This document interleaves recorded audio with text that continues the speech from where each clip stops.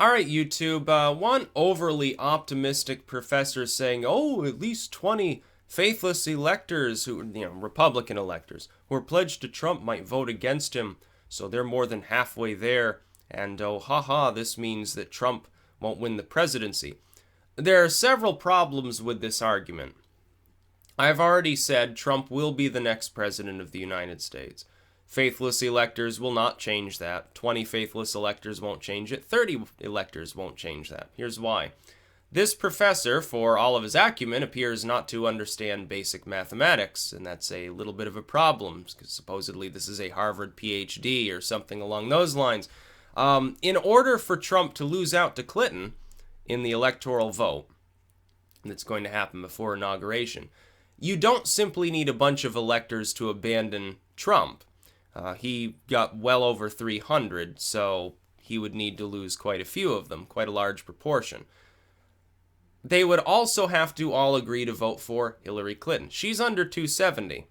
She'd need, 30 or 35 or 40 electors to switch sides. They would have to not only not vote for Trump, they would also have to vote for Hillary Clinton. I haven't heard her mentioned by any of these people. In fact, in the few cases that I'm seeing, they're actually talking about, oh, well, I can't bring myself to do this, or I'm still considering my options. They're mentioning people like John Kasich or Ted Cruz or Jeb Bush or a third party. They're not mentioning Hillary Clinton. A lot of people, the never Trumpers, the early wave never Trumpers, if this is their mentality, here's why they won't vote for Hillary Clinton. They don't want to vote for Trump because they still think he's a liberal. They still think he's not Republican enough. Well, if that's the case, why the hell would they vote for Hillary Clinton? That would be worse. That's an actual dedicated so-called liberal and neoliberal Democrat. No, they'll vote for John Kasich or something. It'll be a protest vote. You probably will see people. John Kasich will probably get 5 to 10 electoral votes in the upcoming vote. You'll probably see Johnson and Stein each get a few. You'll probably see Ted Cruz get a few. You might see Jeb get 1 or 2. You might see somebody casted out for Rand Paul or something like that. But that's not going to prevent Trump from taking the presidency. And even if somehow he got under 270, and there would still be a near zero chance that Hillary would get over 270, even if that happened, unless all of them again voted for Hillary Clinton. Even if that happened, the Republican-controlled House then votes on who's the next president. Who do you think they're going to vote for? Oh yeah, here, Madam Hillary, you're our next president. Yeah, because we're suicidal. I don't think so. I would also like to point out, it looks like some people really want to start a civil war or something in this country. Because these people suggesting that several dozen electors should ignore the will of the people of their state, put their own lives at risk in the process, by the way, if Trump were to actually lose such an endeavor, and vote for Hillary Clinton, get her into office. What do you think would happen?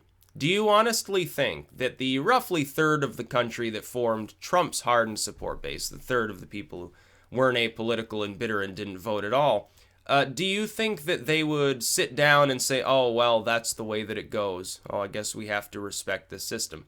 No, they wouldn't. Especially since some of these electors presumably are technically required to vote for him and simply refusing to do so. They would take up arms, and they would march through the streets, and they would probably kill those electors that defected. You would probably see quite a bit of civil chaos in this country if that were to happen. Now, the Democrats, the argument they use is Hillary won the popular vote. We are not a direct democracy. The popular vote, federally speaking, matters very, very little in our election contests. Only the state-level popular vote matters. In a majority of states containing a majority of electors, Trump won the popular vote. The fact that Hillary Clinton racked up massive numbers of new voters in deep blue states she was going to win anyway does not matter. This is fundamentally why there's an electoral system there, so that a handful of urban centers with politics vastly different from the outlying communities around them and certainly the rural flyover regions of the country cannot simply control everything at a whim. So that politicians actually go bother to visit at least a few communities in rural states. The idea of urban supremacy, that the coasts should control the entire country. Places like New York, Los Angeles, San Francisco, Seattle, Tampa or something like that. The idea that a handful of urban centers containing a very large proportion of the entire U.S. population should be the only places with any political leverage is crazy. That's why the electoral system is there. Even a state that's rather small, like Vermont or Wyoming, matters at least a little. By the way, I'll point out, Trump's the first Republican in a hell of a long time to hold a rally in Vermont. It's actually kind of funny. He went to Burlington. And he still lost the state handily. Not by as much as, Mitt Romney lost the state, even in matchup against weakened Obama, let alone 2008 Obama, who was a powerhouse. But he still lost the state, but he bothered to campaign here. He realized, might as well at least hold one rally. There will be electoral votes coming from this state if I become the nominee and I run against Hillary Clinton, who he knew would be the nominee, let's face it. The Rust Belt gave the election to Trump. Yes, it did so narrowly. Yes, he won by a few tens of thousands of votes in these 3 states people are talking about. By the way, Wisconsin recount, he actually won by an extra, 180 votes or something. He actually gained a little bit. It's like 0.1% of the overall vote or some insane small number. But the recount is over. Jill Stein probably knew that this would be the outcome. She's chuckling because she managed to grab millions of dollars for her own party, while the Hillary Clinton fans were the ones funding her. You think the Green Party cared about a recount when they came in 4th place in every state? I don't think so. I think they're totally demoralized. But now they're looking forward a little bit less so because they're going to be able to use that money to get on the ballot in most states. It's actually going to be funny. You're going to have 4 parties contending next time around. You're not going to have one third party. You're going to have all 4 wheels on the ground, so to speak. You're going to have 4 viable parties that'll be on the ballot in every or nearly every state. It's going to be a sight to behold. It's the first time that's happened in a hell of a long time. In fact, I don't think I'm not even sure in all of our political history it's happened before that you've had 4 technically viable parties. In order to be viable, you need to be on the ballot in basically all the states. Libertarian Party will be. With the Green Party having a few extra $1 million, yeah, they don't even need to fundraise that money. They've already done so. Hillary Clinton's fans helpfully supplied the money to do so. It's hilarious. They took all of Hillary Clinton's vapid little worms for a ride. It's so funny to me to see them embezzle their millions of dollars. I wish Jill Stein all the luck in the world in continuing to screw them over, by the way. But it is clear now, Trump has won the presidency. For the last time, I'm going to say it here, he's already won. He was already winning around the time of Super Tuesday. He became the Republican nominee, essentially, on that night. He carried 7 states, everyone else combined carried 6. It was clear who the nominee was probably going to be. And it wasn't much longer past that before it was certain he was the nominee. When he got into the race, I maintained for months, yes, he's got an advantage over Clinton. He's got like a 90% chance to win this. Because I was looking at the swing states. Everybody else was analyzing just the national polls. They didn't even mention polls out of Michigan, Wisconsin, all these states. I didn't expect Trump to win Wisconsin. I still gave him a 90% chance. Most people considered Pennsylvania lost cause for him. I said, no, there's a good chance he wins. He won it by 50,000 votes.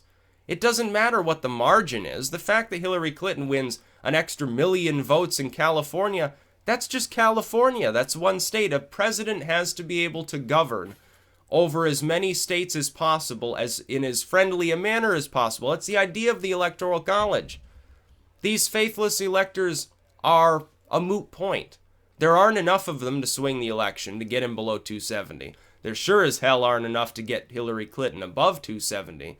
You've got the Republican Party that would be the ones, if that happened, who would be voting on who the next president would be.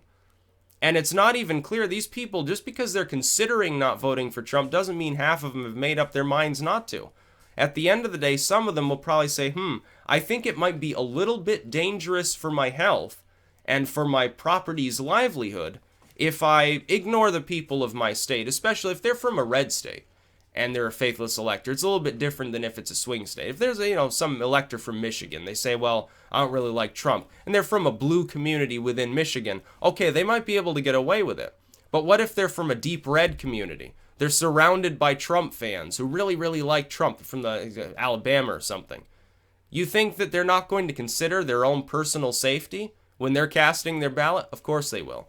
2 or 3 of those electors at the very least will end up voting for Trump anyway. The rest will probably all vote for other Republicans. They're not crazy enough to vote for Hillary. Yeah, I live in a community where it's 99% beef and potato eating Republicans. I think I'll vote for Hillary Clinton for the president. That sounds like a great idea. I'll put a sign out on my lawn saying, hey, I voted. I'm with her. Yeah, okay. Yeah, you're not going to get egged. Nobody's going to toss toilet paper in your tree. You're not going to have a sheriff's deputy out in front of your house night and day to make sure no one takes a pot shot through your window. Sure, that sounds like a great, great time. You know, you'll spend months getting harassed. You'll be out in the grocery store. Somebody will say, oh, you're that fuckwad that voted for Hillary Clinton. Fuck you. I'm not going to be friends with you anymore. You know, all your drinking buddies abandon you. You go to the store. You end up getting shit for Christmas. Somebody shits down your chimney. It's a lost cause. This professor doesn't know what he's talking about. The media, I'll say this, the legacy media is being smart here. They realize that a lot of people, because of the hyperpolarization of our society right now, third parties aside, you know, saying, oh, well, they both suck. Because of that, they realize they can milk this until the electoral vote actually takes place. So they're going to keep doing it. Watch, though. Once the electors vote Trump in as the next president, you know, before his inauguration, they're going to stop talking about it for a while. They'll stretch it out 1 extra day, maybe 2, and say, oh, well, here, let's in great detail, we're going to analyze all the electors and which ones defected, and we're going to have them all on for interviews. Why did you vote for Ted Cruz? Why did you end up voting for Hillary Clinton? Why did you vote for John Kasich? Half of them won't show up because they don't want to show their face on TV. They'll do that because they realize that it drives viewership. It's basically clickbait. This whole fixation on never Trump movement, that was clickbait. It was never large enough to harm him. Trump is doomed now, Clinton 99% chance to win was almost clickbait. I think they actually fooled themselves, though, into believing that. They were hoping it would become a self-fulfilling prophecy. Oh, how wrong they were. It probably did the opposite.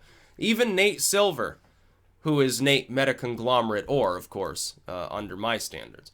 Even he is intelligent enough to realize that the media's constant harping on the issue, their constant overt optimism about Hillary Clinton's chances probably cost her votes.